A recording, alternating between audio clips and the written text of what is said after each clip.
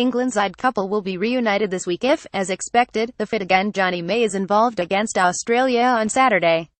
The wing and his new Leicester teammate George Ford have developed an excellent understanding on the pitch, but, according to the latter, it will be some time before the high-maintenance May is invited to stay at his house again.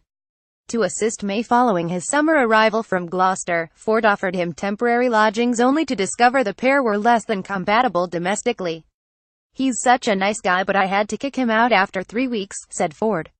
"We couldn't do any more, otherwise our friendship would have deteriorated. He used to come home, go straight into the lounge, get the TV remote and lie on the sofa as if it was his.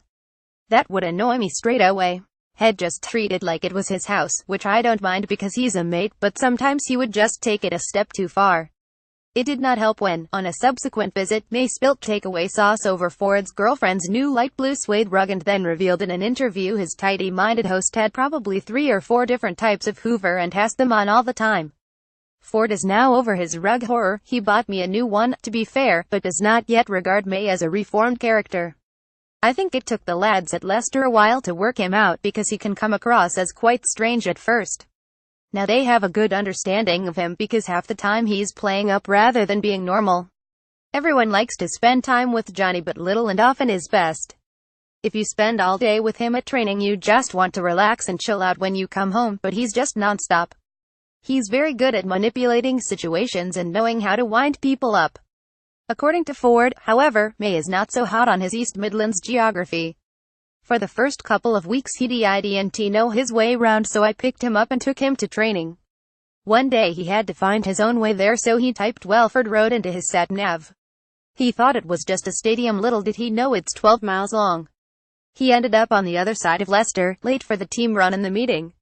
He then announced, 'That's the last time I drive to training on my own, so I have to pick him up every time now.' At least the 27-year-old knows the best way to the try line, having scored 10 tries in his first 9 games for Leicester. A tweaked hamstring ruled him out of contention for the Argentina game, but Eddie Jones has indicated he is under strong consideration for the matchday squad against Australia and confidence is not an issue. He told me last week he broke another record in terms of his speed," said Ford. "That's one thing he's good at, telling everyone he's breaking records. I don't think he knows what he's doing half the time, but he's an athlete and knows where the try line is.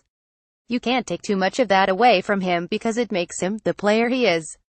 It's not by chance he's been scoring tries nearly every week. He's in the right place at the right time and he works incredibly hard on being professional and getting quicker." Finally, there is one area in which he and the 24-year-old Ford, "I like to think I'm Jonny's counselor and care," appear to share something vaguely in common.